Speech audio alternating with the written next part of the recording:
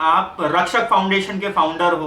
मैंने कई एक्टिविटीज देखी है, सोशल वर्क। मैंने अभी तक कोई बड़ी तादाद में रक्षक फाउंडेशन की एक्टिविटी नहीं देखी है। वजह क्या है इसकी? देखिए, रक्षक बनाने का एक मकसद था कि हमारा मकसद उससे ये है कि एक प्लेटफॉर्म पर लोगों को लाकर दूसरे लोगों की मदद की जाए। तो हमारा इसमें मकसद है लोगों की हेल्प करना, ज़्यादा से ज़्यादा लोगों की मदद करना।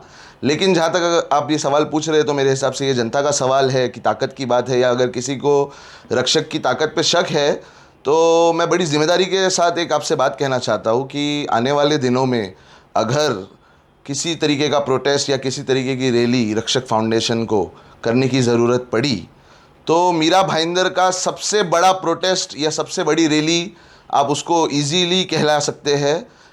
एटलीस्ट 25,000 लोग लेकर हम उतरेंगे।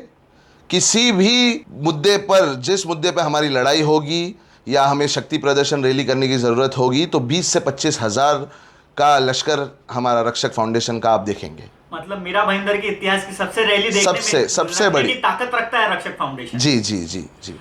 देखिए, आने वाले दिनों में विधानसभा चुनाव है। हम 145 की बात करें या 146 की बात करें, आप एमएलए का चेहरा किसको देखते हो, या किसी के साथ खड़े हो आप? 146 का चेहरा तो हमारे सालों से सरनाइक साहब रहे हैं, और हमारा सरनाइक साहब के कामों से रिलेटेड देखते हुए, सरनाइक साहब के कामों को देखते हुए रक्षक फाउंडेशन सरनाइक साहब के साथ ही खड़ा रहेगा।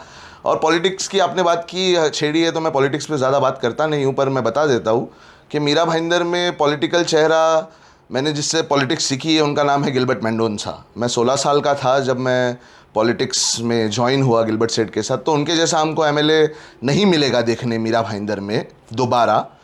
पर 146 की अगर बात की जाए तो प्रताप सरनाइक ही हमारे एमएलए रहेंगे इंशाल्लाह, पूरी ताकत के साथ सरनाइक साहब जीत के आएंगे। और 145 की जो बात है तो इंशाल्लाह मेरा ये एक मैसेज है लोगों को कि जात पात देखकर आप वोट ना करें, व्यक्तिगत इंसान को देखें।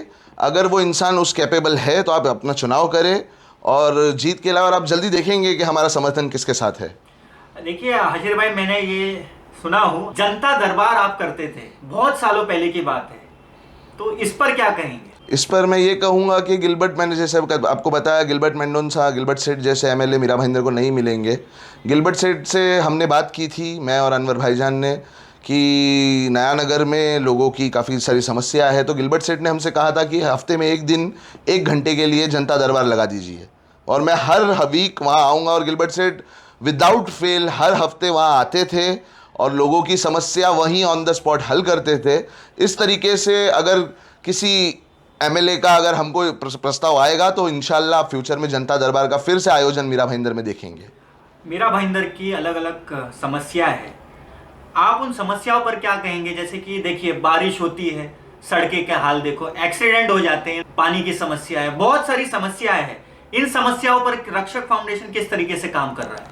मैंने आपको यही कहा कि रक्षक फाउंडेशन से हम यही काम कर सकते हैं कि लोग अपने वोट्स का सही इस्तेमाल करें, सही लोगों को चुनकर लाए, तो वो लोग हमारे लिए काम करेंगे। अगर हम गलत चुनाव करेंगे, गलत लोगों को लाएंगे, तो हमको ये समस्या झेलनी ही पड़ेगी। रक्षक फाउंडेशन तो अपने हिसाब से जितना हो सके कर ही सकता है, पर रक्षक फाउंडेशन के पास कोई जादू की छड़ी नहीं है कि वो घुमाते साथ सब सही हो जाएगा ना।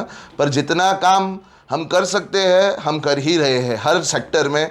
आप ड्रग्स रिलेटेड ले लीजिए, आप हुक्का पार्लर रिलेटेड ले लीजिए, आप जिस भी फील्ड में आप देखिए, यूथ के लिए हमसे जो होता है, मीरा भाईंदर के लोगों के लिए हमसे जो होता है हम करते हैं।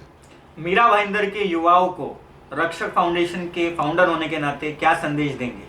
मैं मीरा भाईंदर की यूथ को यही संदेश देना चाहूँगा कि जिस तरीके से आप हमारे साथ रक्षक के साथ पिछले 1 साल से खड़े हैं, उसी तरीके से आप हमारे साथ खड़े रहिए, और आपका हमारे साथ होना ही हमारी ताकत है, और इंशाअल्लाह हम भी आपके साथ ऐसे ही खड़े रहेंगे।